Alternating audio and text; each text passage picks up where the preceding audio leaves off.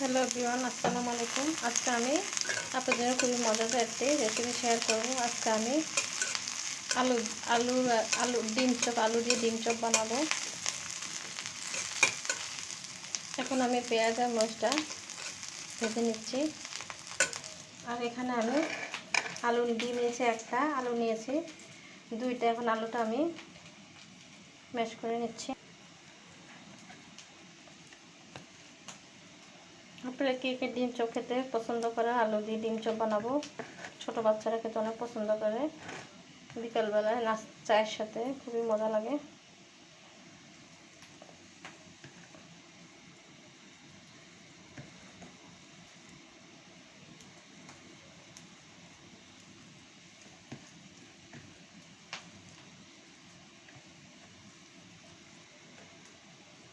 এখানে আমার মরিচটার পেস্টটা ভাজা হয়ে গেছে।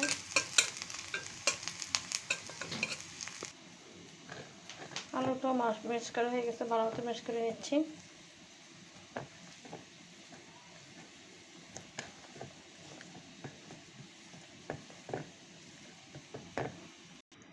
পেঁয়াজ বেরেস্তা আর মরিচটা ভেজে আমি আলুর মধ্যে দিয়ে দিয়েছি। এখন দিয়ে দিচ্ছি লবণ, দিয়ে দিচ্ছি পাঁচফোড়ন গুঁড়া 1 চামচ। এখন আমি মরিচটা পেঁয়াজটা লবণ দিয়ে সব কিছু একসাথে মাখিয়ে চপের জন্য আলুটা মাখিয়ে নেব। আলুটা আমি এখন মাখিয়ে নিচ্ছি চপ তৈরি করার জন্য।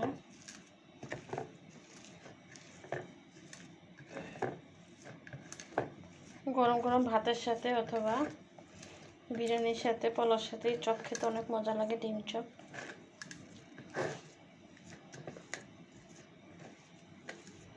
এখন আমি ডিমটা কেটে নেব। ডিম চপটা বানানোর জন্য এখান থেকে আমি বেসন নিচ্ছি 4 চামচ।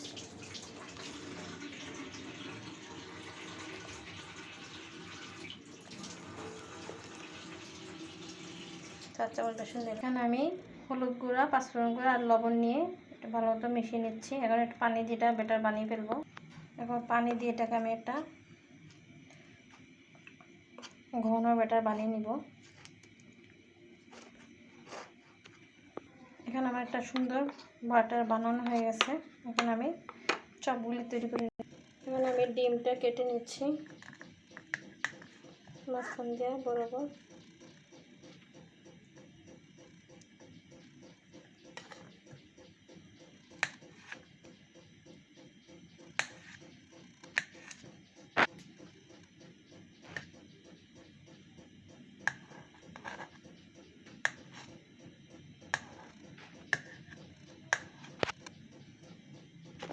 এখন ডিমটা আমি টুকরো করে কেটে নিলাম।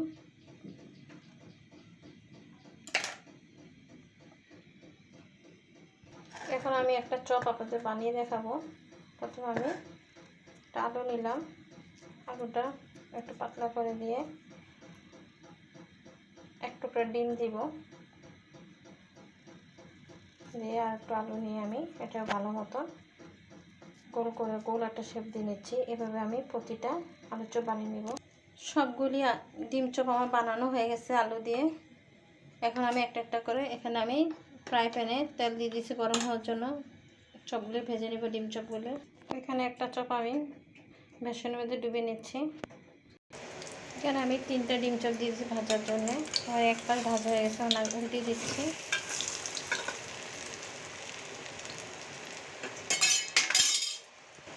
সব কিন্তু আমার ভাজা হয়ে গেছে, বাদামি রং ঝাল হয়ে গেছে। এখন আমি চলে যাচ্ছি।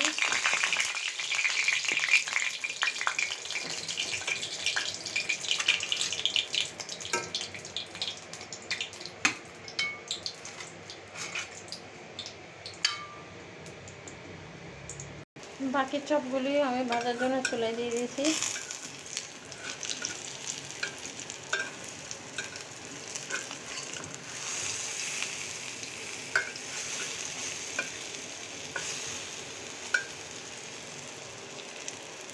সবগুলো আমার ভাজা হয়ে গেছে। এখন আমি তুলে নিচ্ছি। অল্প তেল দিয়ে ভেজেছি, বেশি তেল খাওয়া স্বাস্থ্যের জন্য ক্ষতিকর। যার কারণে যে কোনো রান্না করার সময় আমি খুবই অল্প তেল ব্যবহার করি। আর সয়াবিন তেল খুব একটা খাই না, সরষের তেল দিয়ে রান্না করি, যার জন্য আমি তেল যে পছন্দ করি না তেমন একটা।